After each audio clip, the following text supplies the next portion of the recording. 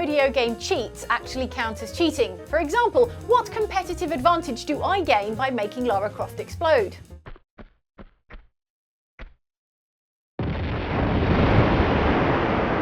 I guess I could fit into several smaller tombs at once now for more efficient tomb raiding, so okay, fine. There are some cheats, however, that are so ludicrously overpowered, so wildly unbalanced that they render the whole game an exercise in undeserved crushing dominance. Or, to put it another way, you can win really easily and it's super fun. So, submitted for your consideration, here are 7 of the most ridiculously OP cheat modes in gaming history. Enjoy! Preparing for final approach.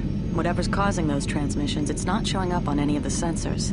This Imperial outpost looks as abandoned as reported. In the first or possibly 4th Star Wars film, Jedi Knight Obi-Wan Kenobi describes a lightsaber as an elegant weapon for a more civilized age, right before he uses it to cut a guy's arm off in a bar fight. In video games, on the other hand, lightsabers do tend to be more genteel than their movie equivalents, in as much as you can murder your enemies without leaving a mark, much less a missing limb. This was certainly the case in Star Wars Jedi Knight 2 Jedi Outcast, in which you can get a lightsaber that'll still leave your luckless stormtrooper enemies ready for an open casket space funeral. That is, unless you decide to cheat. Jedi Outcast is full of cheats, but undoubtedly the most ridiculously overpowered of them all is the realistic lightsaber combat code, which transforms your laser sword from what is essentially a big heavy glow stick into a white-hot handheld dismemberment machine. With this code enabled, your saber now slices through enemies with no effort whatsoever, slicing off limbs and heads and neatly dissecting stormtroopers into their constituent parts with each swing, thrust and throw.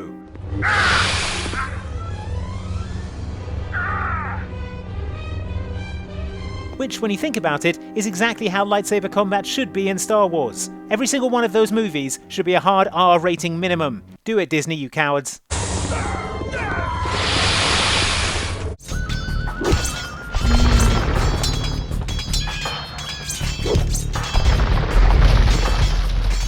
Age of Empires 2 The Age of Kings is a real-time strategy game set in the Middle Ages, and as such the military hardware available to you is limited to things like foot soldiers, archers, cavalry and siege weapons. This is going to take forever. I can see why the 100 Years' War took so long.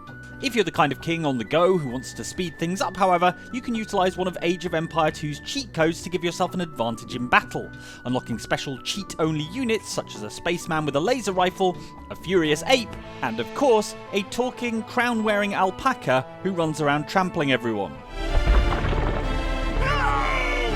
For sheer anachronistic overpowered chaos, however, may we recommend typing in the cheat code "How do you turn this on?", which gives you a car covered in guns.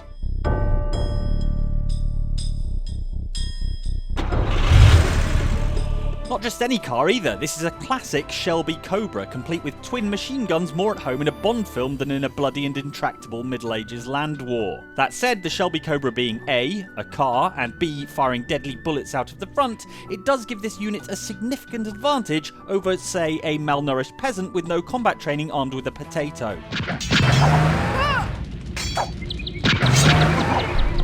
Probably why they left this bit out of the history books. I wanted to retire from what I was doing, you know? From that line of work. Be a good guy for once, a family man. For centuries, cultural commentators have pondered what exactly is the Great American Novel, the novel that definitively captures and interrogates America's national character. And where they have agonised over whether The Great Gatsby, or Catcher in the Rye, or The Grapes of Wrath is the Great American Novel, I'm here to tell you that it's Grand Theft Auto 5 when you've turned on the cheat that lets you do a explosion punch. Truly, the triple-stranded drama woven by GTA 5's 3 protagonists is a story for the ages, but it's not until you press right, left, A, Y, right bumper, B, B, B, and left trigger that it becomes the story of our times. That's when every melee attack wildly swung by your GTA man becomes a comedy detonation in the face of an unlucky pedestrian. I've all the diverse and gratifying cheats in Grand Theft Auto 5, we choose the explosive melee attack cheat first time, every time, on account of it toggling the mode where your GTA man can go around explosively lamping people as if he were clutching fistfuls of C4. For maximum ludicrous overpoweredness, this cheat is best paired with your standard invincibility cheat, so you can roleplay your GTA man as a new, totally invulnerable hero from the Marvel Cinematic Universe whose hands and feet launch tiny invisible missiles. And while you're there, why not treat Captain Bombhands to the cheat for moon gravity, so you can blast baddies into a low Earth orbit? Let them think about what they've done. What? That was Thanos too. He's worse. Where's that scene in The Grapes of Wrath? Nowhere. Unless it's at the end. I never finished it, so don't tell me in that case, because spoilers.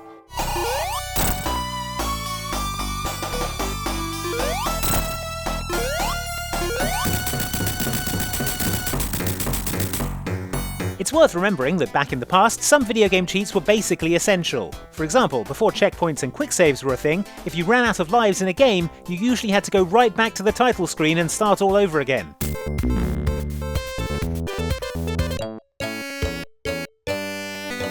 Can you imagine? The past was a nightmare. As such, being from these particular video game dark ages, the original Sonic the Hedgehog was full of these kinds of quality of life cheats, like a level select cheat for when you got to the scrap brain zone and then got cocky and launched yourself face first into some spikes.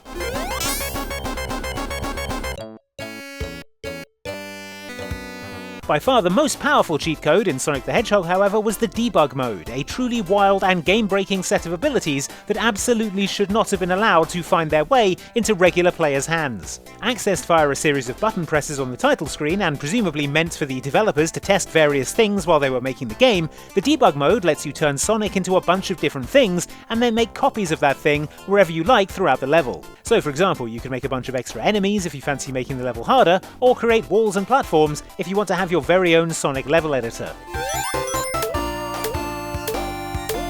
If you're all about cheating though, the Debug mode is as powerful as it gets. You can give yourself unlimited rings, set checkpoints wherever you want, and even fly freely all over the level, avoiding all the enemies, obstacles, and, fun.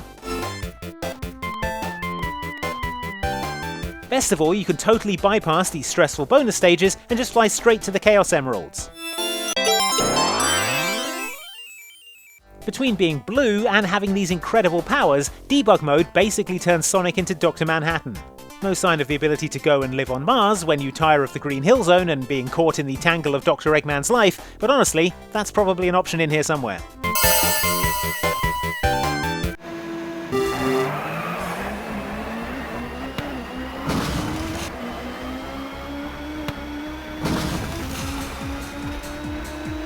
You'd imagine that an unlockable secret vehicle in a racing game would be some extremely lightweight, highly tuned sports car capable of lapping the entire Nürburgring in 30 seconds. Not so in TOCA Touring Car Championship on the PS1. Enter your driver name as Tank and you'll unlock, well, a tank. Easily the heaviest and slowest vehicle we can think of without going off to Google highly specialised industrial machinery. Score one for easily memorable cheat codes though. You're not going to forget Tank. The tank itself is perhaps a little nippier than it first appears, given that it's fitted with the sort of jet engine that even the Batmobile would be jealous of. Still, it handles poorly and doesn't have the pace of the stripped out touring cars that it's competing against, so you might be wondering what the advantage is to activating this cheat at all. Well, that would be the fully functioning cannon on the front of the tank, that is capable of sending a man called Will Hoy and his Ford Mondeo into the outer reaches of the galaxy.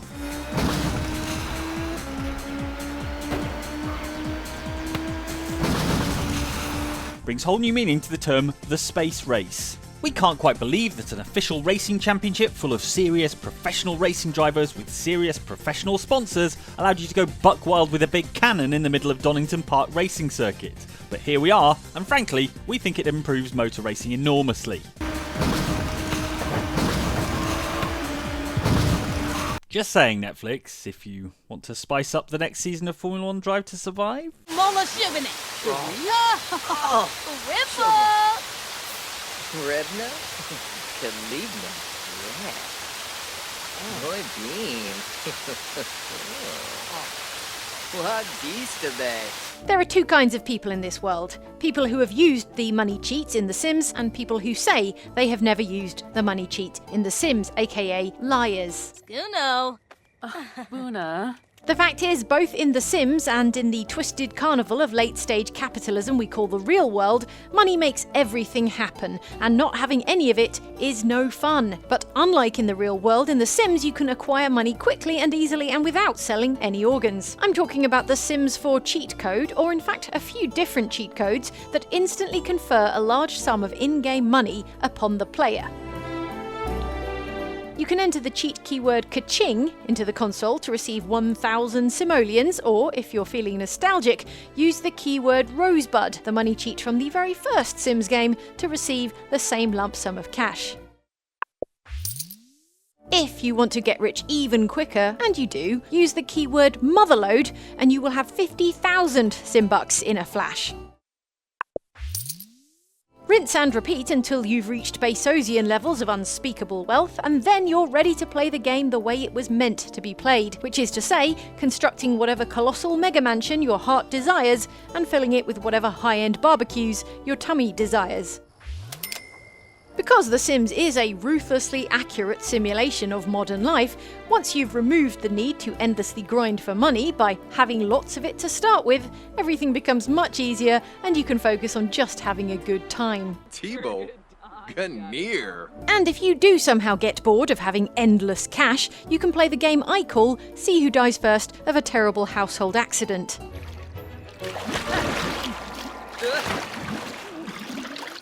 Oh, it was Andy. He drowned in the pool. Sorry, Andy.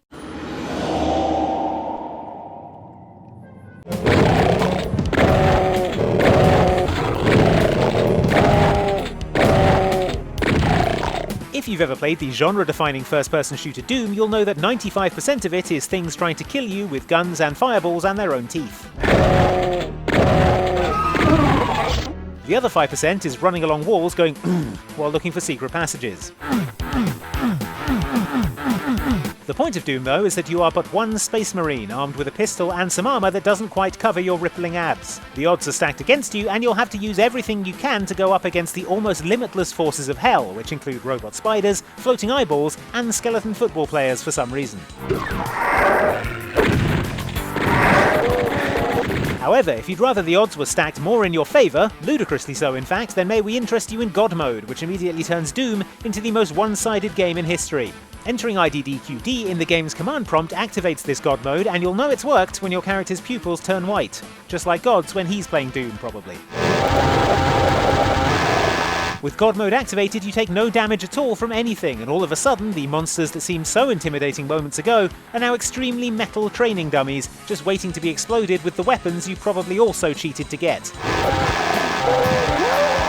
God Mode was so popular that after this point it became a standard cheat in first-person shooters, but you never forget the first time you punched a Baron of Hell to death just because you could. Some would argue that this is missing the point of Doom, to which I would say, what is more Doom than me, invulnerable, chainsawing my way out of hell? I rest my case. Just to recap, those were 7 of the most ridiculously overpowered gaming cheat modes in gaming history. Gaming. We hope you enjoyed gaming. If you'd like to watch some more videos from us, Outside Xbox, or from Outside Extra, our most excellent sister channel, then can I recommend, curated for your enjoyment, this video from Outside Extra, which is about the times games were so meta it freaks you right out. That's a good one. It's got some of my Animal Crossing characters in it, so highly recommended. Or this video from Outside Xbox, which is about the times you became an idiot in the cutscene, where normally you weren't a complete idiot. So also fun times. Enjoy, and see you next time on Outside Xbox. Usually we put the Outside Xbox video at the top, Jane, so I said no, you want to keep them in that order. Alright, fine.